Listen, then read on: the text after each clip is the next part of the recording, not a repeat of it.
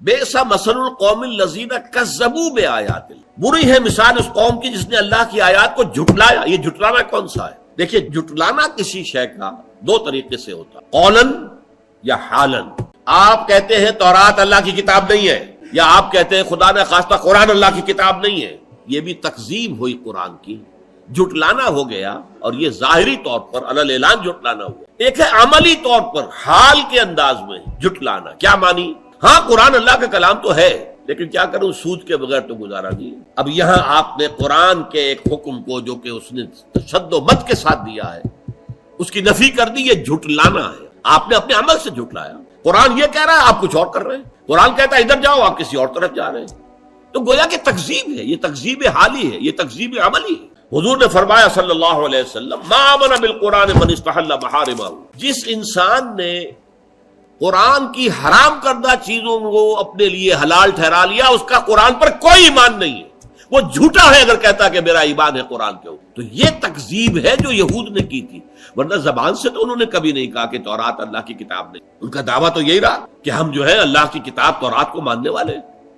یہی حال آج ہمارا، اپنے عمل سے پوری امت مسلمہ قرآن کو جھٹلا رہی ہے، اس لیے کہ قرآن کا نظام کہیں قائم نہیں، قرآن کے قوانین کہیں نافذ نہیں۔ تو بئس مثل القوم الذین کذبوا بآیات اللہ، اور اس کے بعد فرمایا واللہ لا یہدی القوم الظالمین، اللہ ایسے ظالموں کو ہدایت نہیں دیتا۔ اس میں ہمیشہ میں نے اضافہ کیا، زبردستی ہدایت نہیں دیتا۔ ایک آدمی ظلم کر رہا ہے، غلطی پر ہے، لیکن یہ کہ اس کے اندر ابھی اگر مادہ باقی ہے کہ حق کو سمجھے اور قبول کرے تو اللہ اس کو ہدایت دے دے گا۔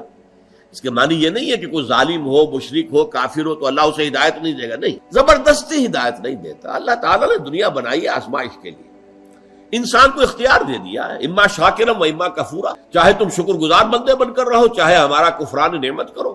بہرحال دنیا میں ہم نے تمہیں موقع دیا ہے، حرام کھاؤ یا حلال کھاؤ، تمہیں موقع دیا۔ فمن شاء فلیؤمن ومن شاء فلیکفر، جو چاہے ایمان لے آئے، جو چاہے کفر کرے۔ یہ نہیں ہے جو کفر کرے گا فوراً گردن دبا دی جائے گی، مار دیا جائے گا، ختم کر دیا جائے گا۔ آخر حضور کے مخالفین بدترین تھے کافر، ابو جہل ہو کوئی ہو، تو انہیں چھوٹ دی گئی کہ نہیں۔ تو یہ تو اصل میں قرآن جو ہے کہتا ہے کہ یہ دنیا تو آزمائی، لیکن اللہ نہ زبردستی کسی کو گمراہ کرتا ہے، نہ زبردستی کسی کو ہدایت۔ اگر وہ زبردستی گمراہ کرے یا ہدایت دے تو پھر وہ چوائس تو ختم ہو گیا، پھر وہ امتحان کا معاملہ تو ختم ہو گیا، جس کو اقبال کہتا ہے قرآن مجید کی آیت کی ترجمانی کرتے ہوئے۔ قرآن کہتا ہے خلق الموت والحیات لیبلوکم ایکم احسن عملا، اس نے یہ موت و حیات کا سلسلہ اس لیے بنایا ہے کہ تمہیں آزمائے کہ کون ہے تم میں سے اچھے عمل کرنے والے۔ اسی کو علامہ اقبال نے کہا قلزم ہستی سے تو ابراہ مانند حباب، کیا ہماری حیثیت ہے، یہ پوری کائنات، اس میں میرا اور آپ کا کیا مقام؟ بلبلا، جیسے سمندر کے اوپر پانی کا کوئی بلبلا بن گیا ہو تو سمندر کے پانی سے اس بلبلے کی کیا، لیکن یہ بلبلا بہت عظیم ہے، یہ انسان، اس کو جو ہے خلافت الارض دی گئی ہے، زمین کا خلیفہ بنایا گیا۔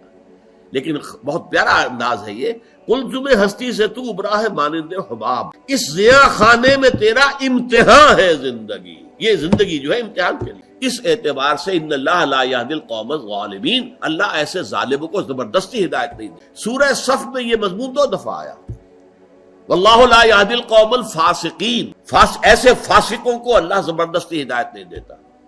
واللہ لا یہدی القوم الظالمین، اللہ ایسے ظالموں کو ہدایت نہیں دیتا زبردستی۔